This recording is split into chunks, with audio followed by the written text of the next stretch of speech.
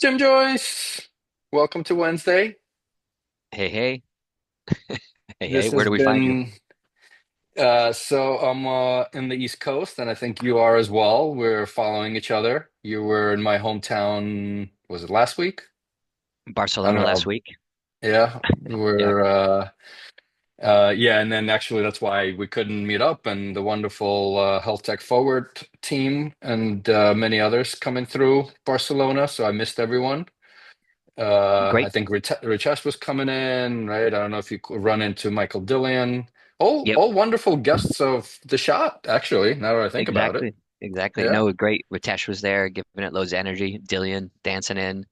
We saw. I didn't see your Barcelona. Anish was floating on the outside. We Yeah, had yeah, yeah, yeah. Francesca, I think, was up on stage and something. But great. It was a nice event. Really lovely event. A lot of familiar faces. A lot of interesting things. And in Barcelona, just an epic city, right? Like who Yeah, for give sure. give me more conferences in Barcelona, right? Especially in the winter. That's for sure. I'm ready to head back. Even though today is a bit of a warm day. I was walking around Hmm. New York this morning, bopping around. But anyway, listen, we have a guest in, and I'm flying back tonight. So let's get this show on the road. I'm gonna welcome in Yael. Amazing. So Yael Berman is the CEO of BigHealth, and I had the pleasure of meeting her face to face, which is always amazing versus going through Zoom. Welcome, welcome, Yael. Thank you. You're real. I won't tell the audience if you're shorter or taller, and then you would appear by your Uh, uh, voice. or just or You'll more tell me later. or more handsome or funnier or what, More hair. More hair, for sure. That's what I'd say. Amazing. Well, welcome. Been looking forward to. I know we've been trying to coordinate and just, everybody's crazy schedule. So welcome to the shot of digital health therapy. Yael, Jim, Yael. Jim is my partner in crime here, who both need the crazy stage once a week to get our energy out. And for all of our millions of listeners and viewers, take us through your life journey. If you want to go all the way to birth, great. If you want to pick up from Monday when we met? Today, I don't even know what day of the week it is. yeah, just last Up week. to you, but take us through your Who journey. is who is Who's Yael? Yael? Yeah. Oh boy, loaded question. What's the earliest someone has started? Birth? Oh yeah, they've gone way back. This has been a therapy session. I mean, we don't have to do that. I don't know. I think my dad is pretty cheap, so he rushed my mother out of the hospital, and they took me home in a basket. So it was a BYO. It was a different BYOB. But I'm not. I'll spare the audience. I won't start That's pretty there. good. That's good. I like that. Yeah, I don't know that that would fly with all the legal business today. But I'll start. Maybe I'll start with coming out of college during a recession, and I Okay. went to the counter cyclical business, which is corporate restructuring and dealing with bankruptcies.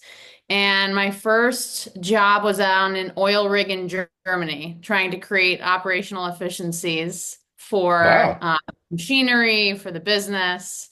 I wasn't very good at it. And then Lehman Brothers happened eventually, and there was a huge need to have a big workforce help unwind that beast. And so I spent a number of years on the Lehman Brothers bankruptcy. One of my favorite projects was figuring out how to sell all of the 2008 intern stress balls, as well as the art, as well as their really prolific art collection. Hmm.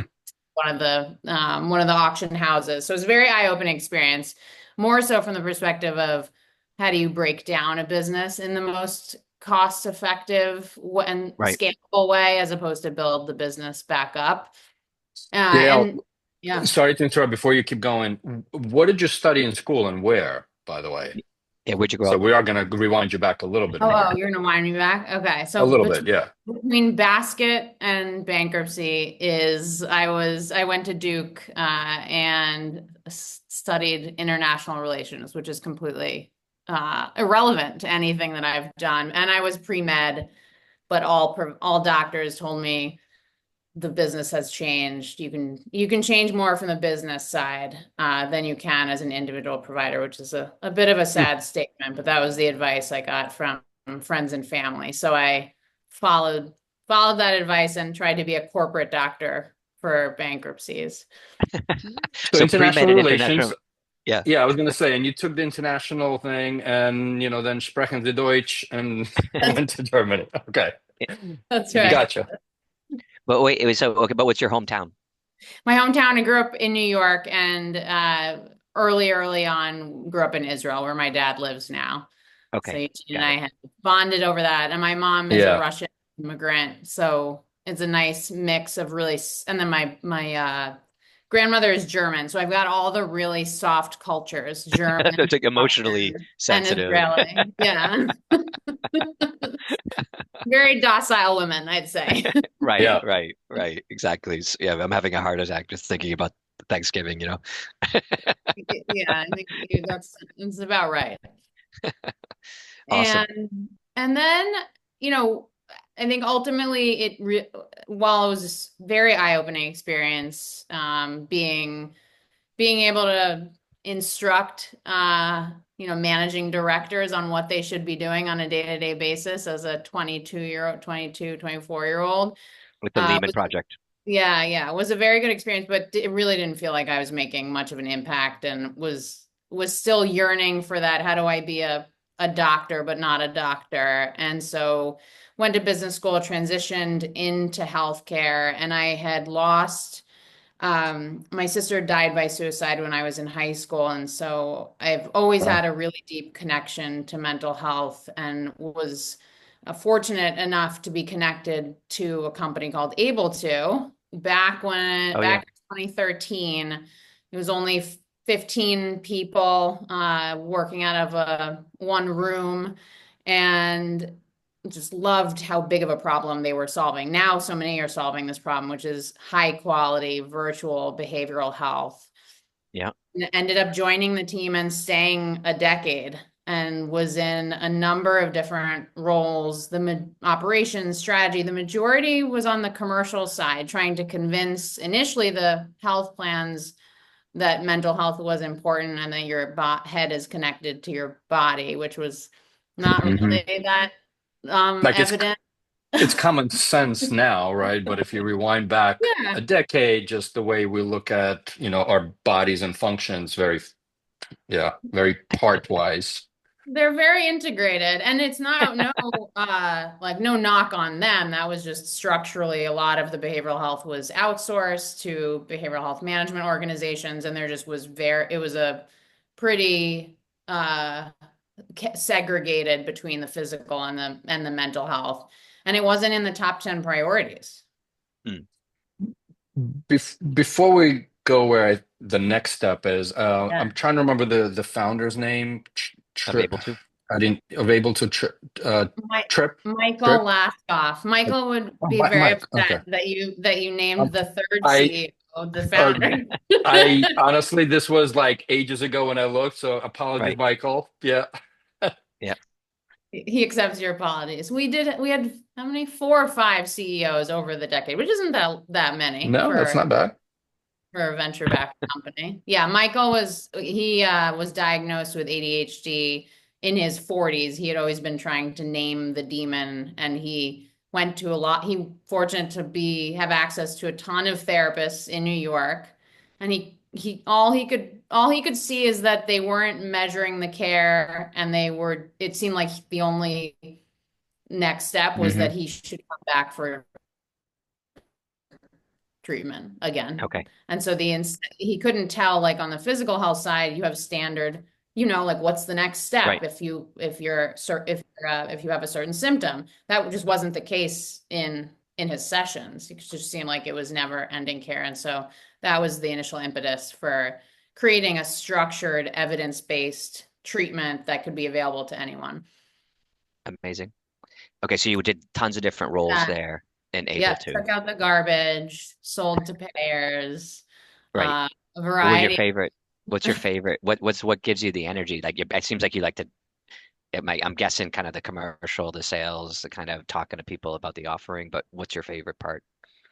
Yeah, I like the commercial. I very much like the commercial and trying to figure out how you get the solution to resonate with the customer, especially when that they don't yet they're not yet identifying the gap that you're filling Right, and getting over all the objections that inevitably come up, especially with working with a large enterprise like a payer or a provider. It's a right, sadistic challenge. And right, I right. think it requires just actual listening, not just listening so that you can come up with the next thing you want to say in the conversation. Right. Yeah, we're neither of us are good at that, so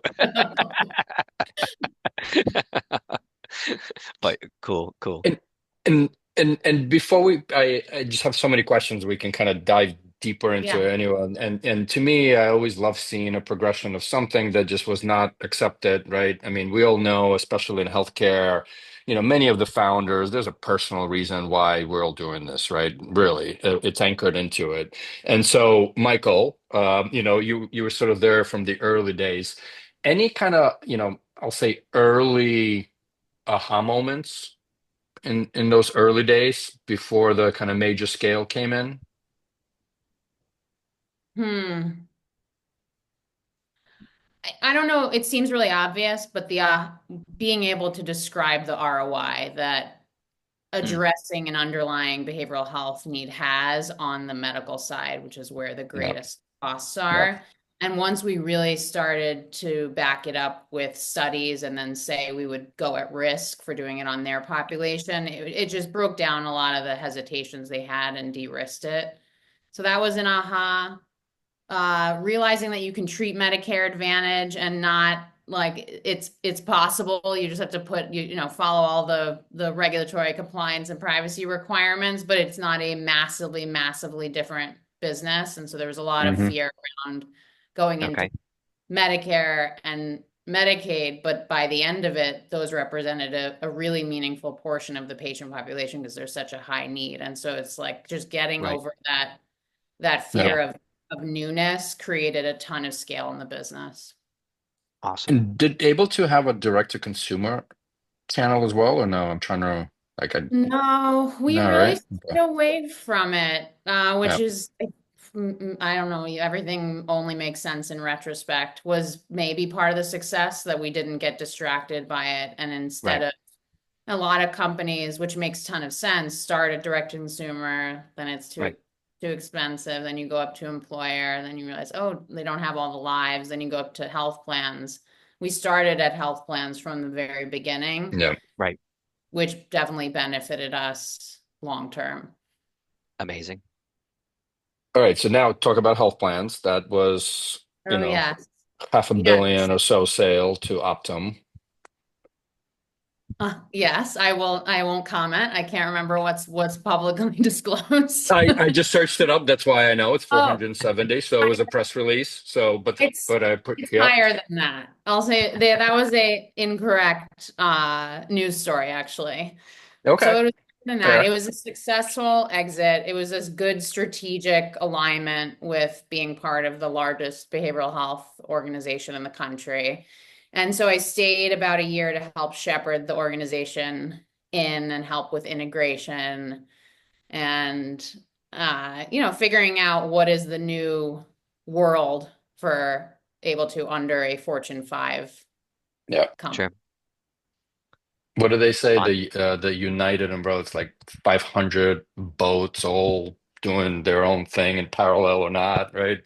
I forget the analogy that a lot of United Yeah. slash Optum folks use, but It's amazing how yeah, much is produced under that umbrella. Yeah, and how many people are working towards different strategic initiatives. And it was, I think, just seeing what it's like to work with what drives incentives, how they move things forward or don't move things forward. I think it's just very Right. helpful to then when you come outside of it and have to go back and sell to yeah. them or with them to understand what perspective they're coming at it from because it'll just They make you take they express united by diverse agendas, I or like or that. or divided by united agendas. Yeah, that's a good one. Jim, Did you just come up Hey, with that, or no, Yeah. you've heard it I before? use Okay, I use it. I've never heard it. My mother-in-law uses it for me because she's Italian, so we say we're united by a divided language. I like it. There we I go. think that's a backhanded compliment. Exactly. It's something. It's something. Something. Awesome. So that's a great. So okay, so you're in the belly of the system trying to integrate this company into the system. So probably lots of reflections there. Yes, probably not to be It disclosed reflected on. Yeah. We'll, on a public we'll forum. we'll save it for a real shot Okay. of digital health at a Okay. bar Perfect. another time. Perfect. Okay, Right, perfect. Good. right. Okay, But it's cool. still very much alive and thriving, and it was very hard to step Amazing. away from my baby. But I think earlier this year it finally felt like the right juncture to pick my head up and figure out what's next. And I Okay, didn't stray too far from behavioral health, clearly. cool. Clearly, you Yes. could So I had long followed a company that was formerly called Sleepio. It was one of the Right. only other digital health companies back when AbleTo was starting, and I'd always really admired the same philosophical approach that they had to studying again and again and being able to prove that the interventions actually work, the digital interventions, especially in a world where there's so much crap and it's hard as a buyer at least to really understand the difference between all of the digital mental health apps. And so there was an opportunity to come into the organization as the prior CEO who very much led the search and chairman was looking for a new leader. And it feels like I've been here for 10 years, which I'll consider a good thing, but it's only been 7 or 8 months. but Okay. 7 or 8 months in startup is about It's 7 dog to years. 10 years in corporate, Exactly. right? So Yeah, like dog years or whatever. dog years kind of thing. Yeah, and I actually remember, so kind of backing up, and I've had the pleasure of, knowing Peter Hames from the very early days, kind of when they were getting started in London, and we always had these discussions on, access, which is why digital is there. I think he had always a big belief on kind of self-paced, self-determination. I mean, this is part of the reason why he created the company, again, back to his own roots. And so I had the pleasure of having him on the DTX podcast, which is my other hat. Previously, I've had Jenna on, and I've always been impressed by, and I don't know if you guys still hold that, title of one of the most studied digital health companies out there, meaning from, RCT's perspective. So I just been loving the evolution of it. And then I think I was gonna have Arun on when Arun kind of, I think it was Arun, right? Yeah. Yeah, yeah, And then he yeah. said, meet Yael. That was like the forward. So that was, I Uh, think it was your day three or something. you got passed off. You got passed I off did get today. passed off, but that's all good. That's all good. Here we are, right? So Yeah. so tell us a little bit of, incoming, right? I mean, I think it's always interesting, there's a founder, there's strong belief. I know Arun was there, but, really quite a handoff from Peter and evolving the company. So kind of walk us through day one and reflections on the last 9 months, I guess, ish, 12 Yeah. months. I don't know. I lost count, but It deep was, thoughts. it's never easy to come into a brand new organization and one that, a lot of companies went through a tough time in the 2021, 2022 era. And I think people didn't know what to make of me. It was like being an animal in the zoo. Everyone's just kind of observing you, not feeding me. No, there wasn't a lot of feeding happening. No, and Right. I think it's like any non-work relationship, you have to build up The trust, and trust. it's really hard. We're a fully virtual company, so prioritizing being in person and just people getting to know you, understanding the history that they're coming to the table with, and deciding how much of that to like urge them to shed or carry Right. forward. And then the business is in a really, really interest, and it's a wonderful culture, very similar to AbleTo and its mission, like you can really tell everyone is driving towards the same North Star Hmm. of Right. lives of Lovely. people, which I think is important when you're in the day to day. And the business was in a very interesting point because we've long been had an employer focused channel in the US, which kudos to Peter for No. really trailblazing, and a health system focused channel in the UK. We're covered in the NHS as a first line treatment. So they have a nice top down system where they can actually tell providers to, cover what is first line treatment, i.e. Yeah. Sleepio or insomnia and daylight before they give people meds, which is we Great. can't do that here, but is evidence based. And then we recently got FDA clearance, which has been the result, I can take zero credit, has been the result of years of work. And that clearance is for our insomnia treatment as well as our anxiety treatment. Okay. And not to diminish it, but I think without this next development, it would have been really hard to commercialize the two FDA treatments because we would have come against many of the similar struggles that Pear and Achille have. And so the Right. new development is that CMS has finalized, it'll go into effect 1/1, codes that for the first time will cover prescription digital mental health treatment and specifically one FDA classification. And there's only a handful of products or really treatments that have been covered under this FDA classification, and two of them are ours. So Okay. all Medicare beneficiaries are going to be able to have this reimbursed come 1/1. Now, of course, there's a lot of Yeah. it's not as easy as Yep. just saying that. And then, you want to be able to have the payers follow, but basically they're codes that providers can use at the point of care as an alternative to medication, especially for insomnia, providers don't want to give Yep. people Ambien. My mom has been on it Right. for 15 years. It's a disaster. Yeah. Right. Yep. Right. Does not want to come off of it now. And so to have a non-drug effective, safe option has been really compelling. I've been completely floored by the provider receptivity to incorporating these treatments in their clinical care because it just Yep. feels so different than the employer market. Like you Yep. just don't have to convince them for very long that this is good clinical care, and the financials work because the codes are constructed in a way that are beneficial to the providers. So the codes are provider reimbursement codes. So they do it. You Exactly. provide the service into them, and then they bill for it.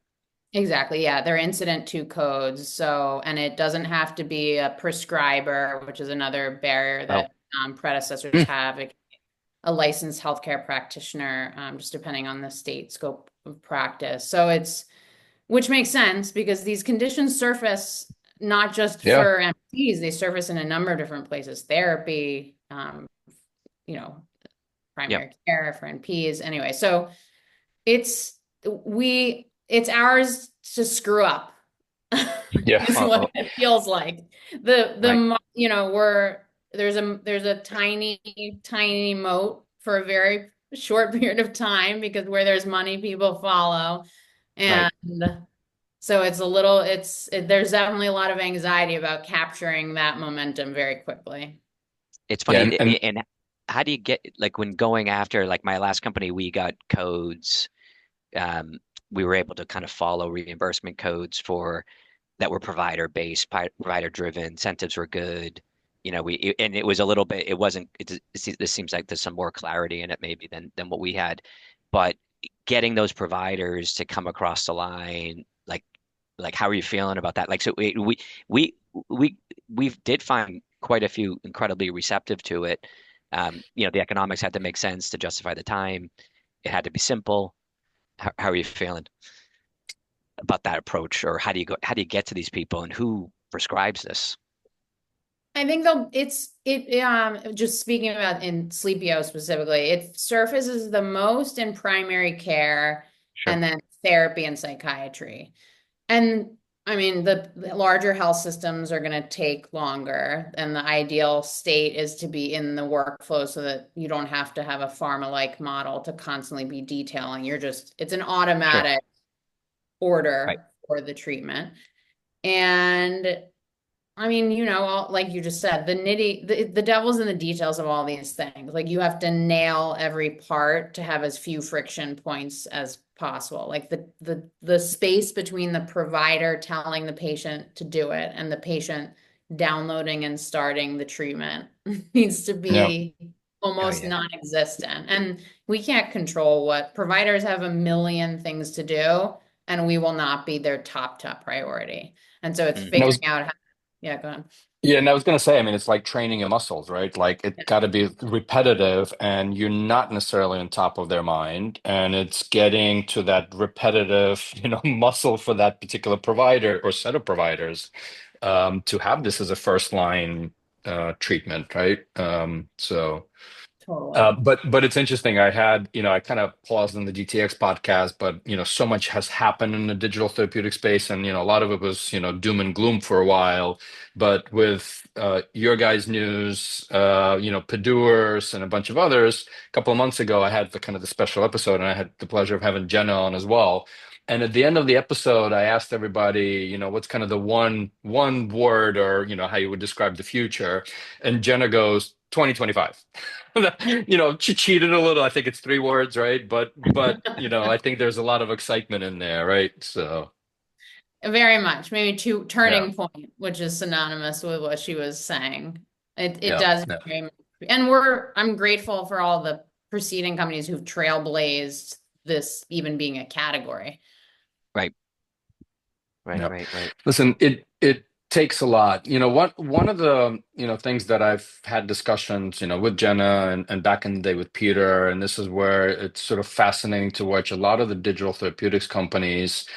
I'm a huge, huge, huge believer on, an access. And the only way you can accomplish the access is via these self-paced tools. But that comes with, for lack of a better term, people need to be already intrinsically motivated to, at least start on the therapy and then more importantly, even to continue on it. So this whole kind of adherence to it, and if I rewind back, Peter is a very determined guy. He had a challenge himself, and he was intrinsically motivated to solve it for not just himself, but millions of other people. Where do you see, and you come from a therapy company, where do you see human in the loop as part of this, right? Just curious. Yeah, it's a very good question because I think it is hard to drive sustained engagement in a digital tool or digital treatment. Think the how someone gets to it is critically important to how likely they are to stick with it. And so if your trusted provider tells you Right. to do something, there's just the numbers speak for themselves. There's about a 50% higher likelihood that you sign up and you Hmm. stick. So I think a human is very important in the beginning. That's not to say that it doesn't work in the employer space where someone had, but that in the employer space, someone is self-motivated because they're proactively signing up. So you're Yep. already Right. like self-selecting in. So I think that there's a opportunity certainly up front.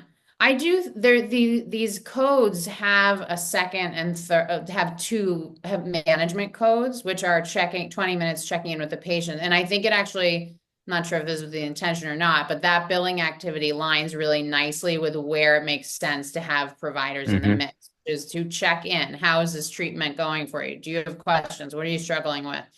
Right. So we anticipate the providers where they are willing to perform that action. But I think in a future state, Eugene, we've talked about, do we Yep. are with an organization to support the people who need a human touch somewhere along the way? Mm. Yep.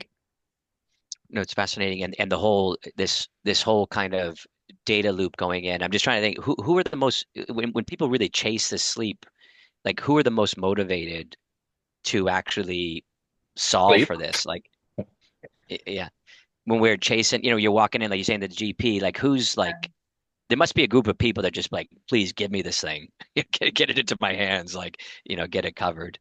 Yeah, we've done a bunch of interesting segmentations. I think it's folks who've tried a lot of other options, who are Okay. either at their wits' end, who have other conditions, or kind of life stages that prevent them from using medication, like pregnancy, Pregnancy. for Yeah. Hmm. example.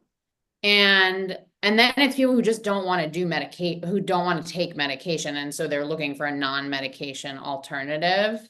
It's Yeah. not for everyone. Like I'm certainly not delusional. I think there'll be a percentage of people that would never, and I know a bunch of them in my life would never do it, like CBT for insomnia in digital form. They may Right. just not do anything to help themselves, but Yeah, so Right. yeah. I think those are our two biggest, our first movers on from an engagement perspective. So they've tried multiple times, it hasn't worked. The medication option just for whatever reason, Yeah. philosophically, whatever stage they're at, doesn't work. Okay, cool. Yeah. And then interestingly, in the NHS, they don't have the providers telling them this is what you have to do first. It's step Yeah. care. Right. Yeah. Right.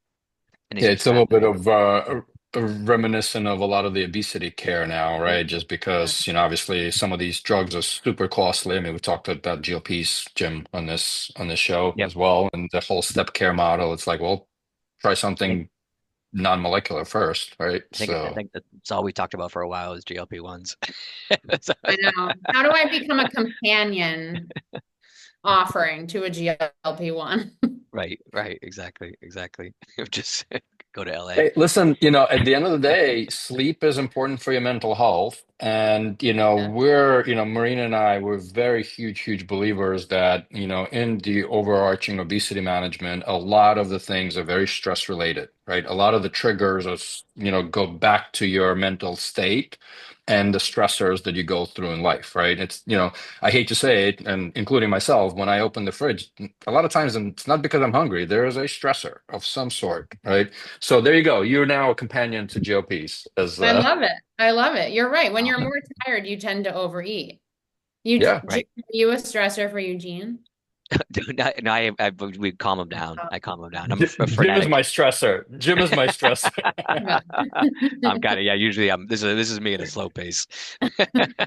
No, but I mean, we started this, as a intervention for each other for mental health. So that there it It was is. the But the the extroverts are not okay podcast, right? Love it. Yeah, yeah. Cool, cool. Awesome. Jim, should we go to your famous last Yes. question? Yeah, no, unbelievable. So yeah, I'd love to. So yeah, so you picture yourself, going forward. You've successfully, grabbed this this opportunity in these codes, and you've built you and and this amazing team that's been at it forever have successfully penetrated the market. Providers are using your technology to help people sleep better. You've become everyone's looking at you and saying that some company finally did it. We've got US penetration for codes. Everyone's excited. BigHealth is all through the news everywhere, and you get an invitation to go back and speak at your alma mater, Duke, and they're setting it up, and as you're walking into the room to give a keynote talk of how to penetrate uh, Medicare Advantage and reimbursement codes in the U.S., and you're going to give your talk, and everyone's being handed out stress balls, to that they've got a discount on because another company failed, later on in there. And so as you're giving a talk and you're describing this talk and what you've done and why this area that you've tackled is so important. A young uh, talented woman in the audience comes running up to you and she's like, "You don't understand. Very intricate. I've worked on German oil rigs. I studied international relations. I was supposed to be in pre-med.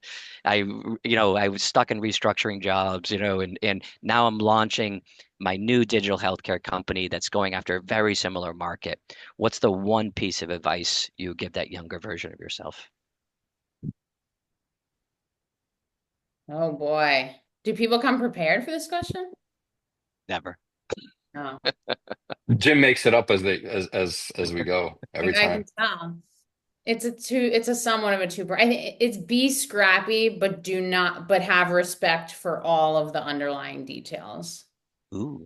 especially Love in it. healthcare. Like just there's so many different friction points and you have to pay attention to them. Whether you just decide, okay, I'm going to put aside the fact that there's going to be a big cost share for patients and it could be an issue. I'm not going to try to solve for it right now, but you can't, there's like our system is so screwed up that to not pay attention to all those underlying, I don't know if they're operational so much as just the mechanics of how all of it flows, really all the money flows. You have to follow it really closely as well as the operational flows. Be Awesome. scrappy, follow the money. Know the Yeah, Love it. details. Know the details. that's right. Epic, Thank you for epic. joining us. Great Thank you. stuff. And for all of our listeners and viewers, thanks for joining us. Hit subscribe, pass it on, and see you next week.